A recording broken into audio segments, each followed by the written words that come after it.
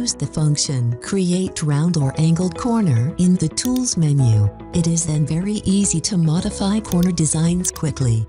Define the desired parameters for the corner design in the dialog box, and click the two corresponding members in RSTAB while the dialog box remains open.